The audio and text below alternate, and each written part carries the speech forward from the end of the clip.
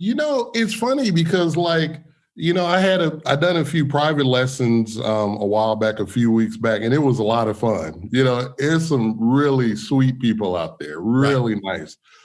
But the thing that I would get asked a lot is, okay, I know the pentatonic scale, but I want to add to it. I'm sure you probably get that question too, and lessons. And I'm like thinking to myself, you want to add to the pentatonic scale? Why?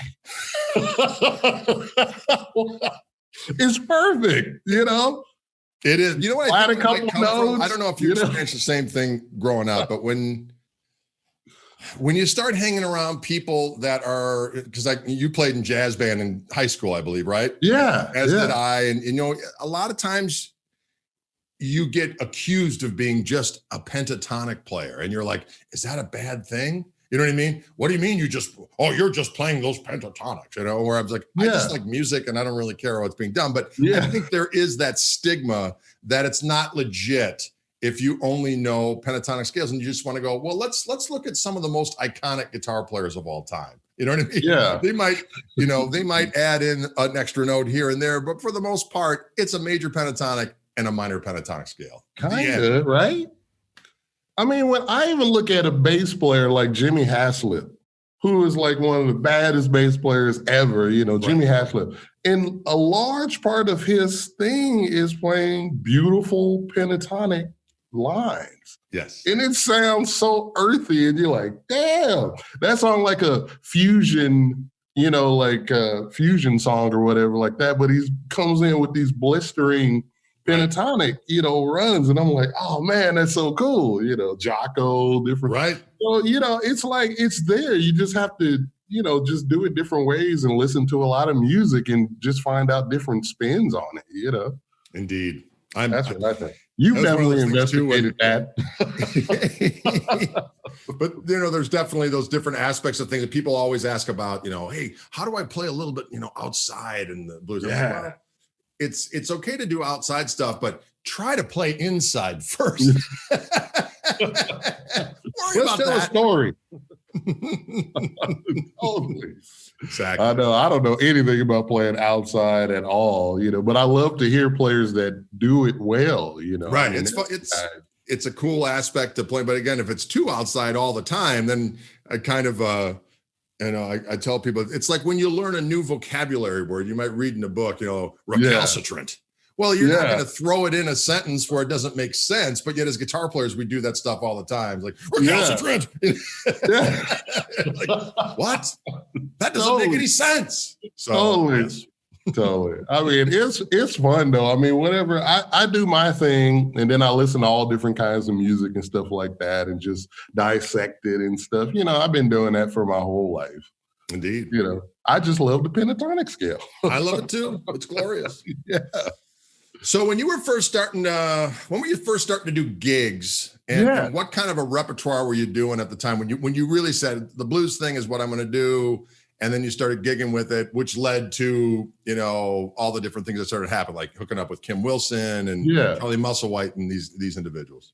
Well, I had a whole thing going on before that. Like I was playing in church with gospel groups and R&B and all of these different kind of things, And then I just, somewhere down the line, I was just like, man, I just want to play blues. It's fun. I like Stevie Ray Vaughan, the Fabulous Thunderbirds, and B.B. King and Muddy Waters and Howlin' Wolf and all of this stuff at that time, So I just kind of just said, I met this guy, Al Blake, and he was like a pure blues guy. He is a pure blues guy, and I love him to death. He's like a dad, but he really helped me with, discovering more inside country blues and Sonny Boy Williamson and all of these different more, obscure blues artists, and that was just exactly what I needed at that time, so I submerged myself for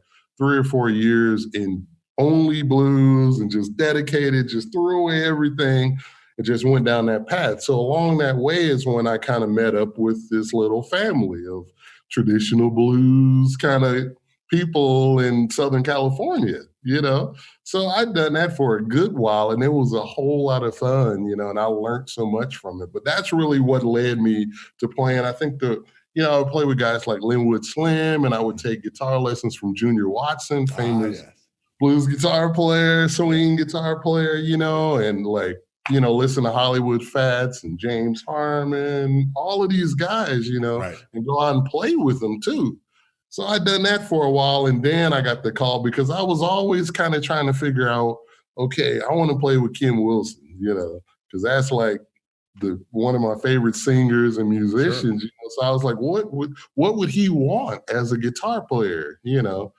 I was like, okay, well, he probably wants a string bender a little bit and an old-timey kind of guy too. So I just worked on that and played with him back when you could get gigs.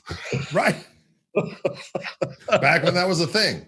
Yeah. And then I played with Charlie Musselwhite because this guitar player, John Wiedemeyer, moved on, and I got the gig with Charlie Musselwhite. And at that time, I was going to do that for the rest of my life, just be a guitar player and accompany people. I had no aspirations to sing or do my own band, and everything just changed, I just like, oh man, maybe I do have something to say, Yeah. We write songs, and that's kind of how it, in a small nutshell, that's kind of how it went down, It's interesting. I saw that you had played with Eros Ramazzotti. Yeah, Eros. My buddy Reggie Hamilton played with him for years. Were you playing with Reggie? Yep, absolutely. Reggie, man. I love Reggie. He's amazing. He's the best. But what a lot of people don't understand is that there's guys like Eros and Johnny Holiday, before but they're like Elvis in their respective countries. Like you go to Italy, and like Eros that's like the biggest gig you can get. Yeah. And so that must have been fun. Yeah, it was fun. It's like Eros, when I was playing my first Italian tour, blues tour, I was playing, I forgot who I was playing with or whatever, but I went to Italy and I saw these pictures, these big posters like Eros, like huge, and I never would have thought in a million years that, 10 years, 15 years later, I'd be playing with the guy, So that was a lot of fun. I owe a lot to Mike Landau for that, That's right, because he was doing the gig for a while, right? Yeah. It was great. It was a good learning experience too before I started doing my own thing because, growing up in church and playing in funk bands and R&B, you just kind of play whatever sounds good and feels good. Right. You don't really structure as much, and then I've been playing blues a lot and you just got your, blues structures and stuff. So it was a different thing to play a little more regimented, Right. More kind of a parts thing. Yeah. Which was, I'm like, a part for me is just coming up, a funky record or something, laying down something. Oh, that sounds good. I go for it. But, there's like a little more method to the madness. Yeah. One of the things I've noticed too is that you like to spread the love around with the different guitars, which is awesome. Because you always play a little different whether you're playing a 335 or a Tele or a Strat. Yeah. And, so do you consider they're all home for you, or is one more favorite than another? I know you posted a thing about the Strat the other day, kind of like this is a guitar that really kind of does it all. But what is your kind of if you had to be stuck with one? The Stratocaster. The Stratocaster is definitely home base, just because I learned how to play on that guitar. Right. It's like that's the only guitar I can work on myself. You would think a Telecaster is, easier to work on, but for me, I just so used to changing pickups and changing bridges and all that stuff on the Stratocaster that I'm just more comfortable with that. And just if I had to choose one guitar for a gig that I didn't know what I was going to have to play, maybe funk, rock, blues, whatever, I would bring the Strat because I feel comfortable on that and I know what to do to make it work, And then I would say probably a 335. I spent a lot of time on a 335. Right. And then I would say a Tele. Right. Because most people think I'm a Tele player. I don't know why, but people think, they're like, oh, Kirk, you play a Tele, right? I'm like, okay. I think people like the romanticism of a Telecaster because they do. They just love the simplicity of it and the lack of ostentatiousness. You know what I mean? Yeah. And That's what I think. it is a glorious instrument. But I love 335s. I love Strats as well. But your point is very well taken. It's like if you're going to a gig and you don't know what you're going to be asked to do, you can cover pretty much all the bases on a Strat. Well, with the bridge pickup on the Stratocaster, I feel like I can make it even more neutral sounding kind of. A Telly, and I spent a long time on the Telly too. But you can kind of, with the tone control on the bridge pickup on the Strat, you can kind of make that thing do other things and not sound like a Telly, Right. So I mean, it's, and then the middle pickup, Curtis Mayfield, and stuff like But a Telly, I mean, come on, go into a studio session with a Telecaster and you got to play any kind of roots music. I mean, you can do anything on the Telly. Right. This is true. This is true.